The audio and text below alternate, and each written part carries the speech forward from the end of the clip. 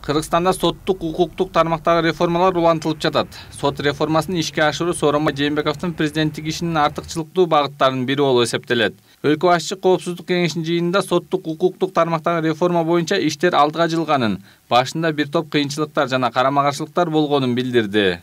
Соттук укуктук реформа боюнча иштер мына алдыга жылды. Канча карама-каршылык болсо дагы башында муну баштабаш керек. Бұл біздің сот системасы қорғау органдары іштебей қалады. Бұл мемлекетте қылмышлық көбейет деген мына 95% майграшат айшқа тоқтатылды. Біз болбой мына баштадық. Абдан ор қиын болды башында. Бирок бұл ишке аша баштады. Бирок дагы эле кемчиликтер бар. Өткөндө жумуш топунан июнь айында жолукканда айттым, талапты койдум. Ал сот системасында генерал прокуратура бар систематына генералисттер тезирээк кириш керек. Gelip bütüş gerek bunun vardı. Anı bütürmesek, biz hukuk korgao organ sot sistemasındaki açık aykındılıkты eldik көзөмөл, komşuluk көзөмөлдү biz kıla albayız. Buna kirgenden keyin ana көзөмөл başladı. Президент Коопсуздук кеңешинин жыйынында соттук укуктук тармактагы реформа мындан ары уланаарын, ал үчүн тиешелүү каражаттар бөлүнгөнүн билдирди. Соттук укуктук реформа бул аягына чыгарабыз. Чыгат муну.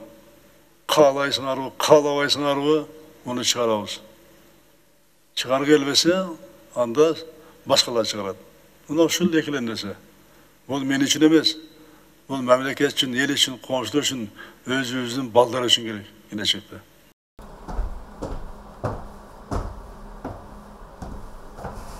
Слушание по делу открыто. Соттук укуктук реформанын алкагында сот залдарынын көпчүлүгүндө видео, аудио жаздыруулар орнотулган. Мурда соттолуучуну же күбөлөрдү суракка алганда сөзсүз түрдө сот залына чакыртылып келген болсо, учурда убактылуу кармоочу жайдан алып келбей туруп, күбөлөрдө болсо региондордогу сот өкүлчүлүктөрү аркылуу онлайн түрүндө көрсөтмө алууга мүмкүн болуп калды. Биз турган залда АВФ системасы орнотулуп турат. Биз экрандан көрүп атабыз.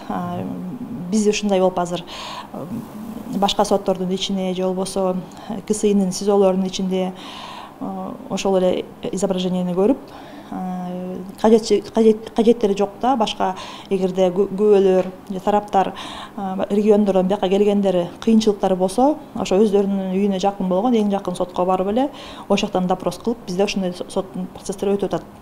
Биз региондо жашап жаткан күбөлөрдү ошол жашап аткан жеринен эле ошол соттон сурап кое беребиз. Азыр быйыл пандемия болгондуктан СИЗОдон азыр айыпталуучулар чыкпай жатат.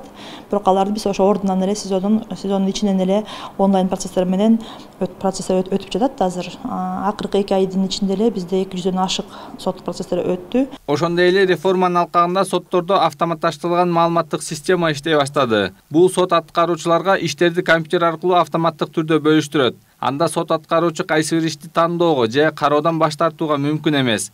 Бул программа сотторго ишти бирдей бөлүштүрүүгө жардам берет. Белгилей кетчү нерсе, жогорку соттун сайтына соттор кабыл алган бардык чечимдер жарыяланып турат. Бул өз кезегинде жарандардын жана кызыктар адамдардын сот аткаруучулардын иштерин жыйынтыгын, чечимдерин интернет аркылуу көрүп, мониторинг жүргүзүп турууга мүмкүнчүлүк түзөт. Канат Жолочиев, Нурдан Карыпбеков, Пирамида.